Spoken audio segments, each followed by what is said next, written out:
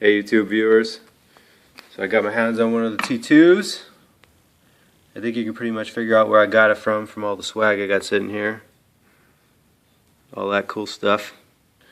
I got it on a LT660 mount, lower 1/3 co-witness, LaRue mount. And kind of doing a comparison between this Aimpoint Pro and the T2. I mean, it's not a really fair comparison, right? But just in case anybody was wondering, if the cost difference is worth it to them. So I got a lower 1/3 co-witness mount for this Pro as well, the M68 mount. They're both 2 MOA dots. Glass quality difference. I think the T2 is a little bit better. It looks less green to me, a little more true to natural color. Image is just a tiny bit crisper, negligible, but with my 3x magnifier behind, I can see a little bit of difference. It's a little less color distortion, but I had zero problems looking through that. I mean, if you're thinking that you should get this because the picture's going to be better for 3x, 4x magnification, no, I wouldn't say so. I've been able to shoot just fine with the Pro with my EOTech 3x magnifier behind it. I like the addition of the caps on the T2.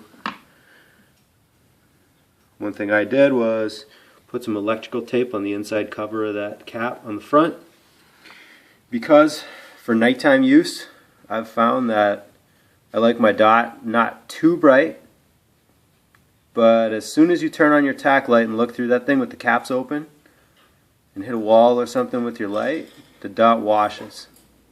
I lose it. I have to look for it, which is no good. So what I found with I realized that I liked it like this because of the opaque front cap on the Pro. You can keep your dot at a much lower setting and not lose it as soon as you activate your tactical light, which is cool. Maybe I'd like to find an opaque insert for that front cap on here. Anyway, weight-wise, huge asset, right? You lose 4 or 5 ounces, maybe 6 ounces between that and that mount, and this and that mount. I've also found way less tube effect.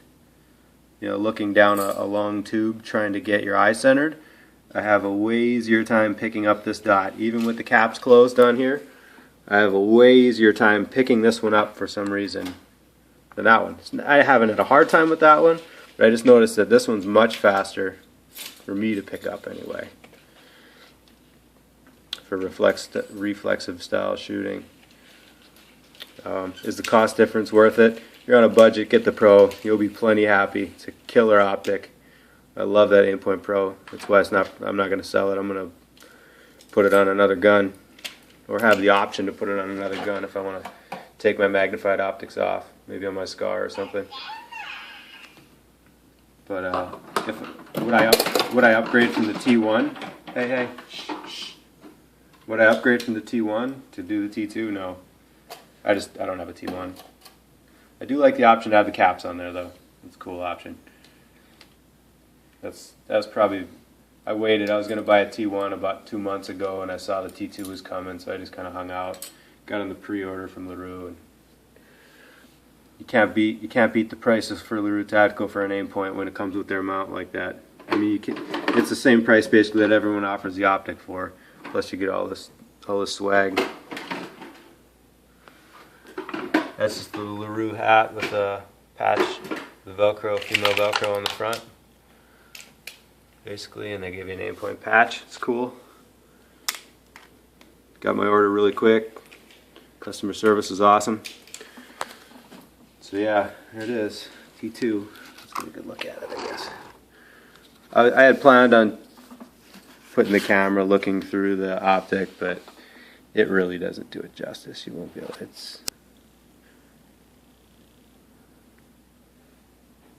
There's that.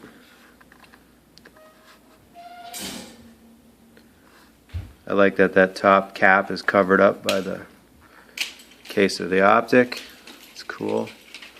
Oh, one not letdown, but just talking point. If I was making this optic, it would have been a priority to me to make the settings on this intensity dial a little more tactile. You almost can't tell that you're in one or not in one, really. It just kind of spins. I mean, there's a little bit of a detent system inside of there or something where it'll stay a little bit more in between the numbers, like, or on the numbers like that. But I would have definitely made it a little more tactile between settings. Not a big deal, not a deal breaker by any means, but just one talking point. Where on the Pro, they're more defined. Each setting is more defined without, when you're not looking. You know, you just grab the dial, move it. Whatever. Like I said, not a big deal. But yep, there it is.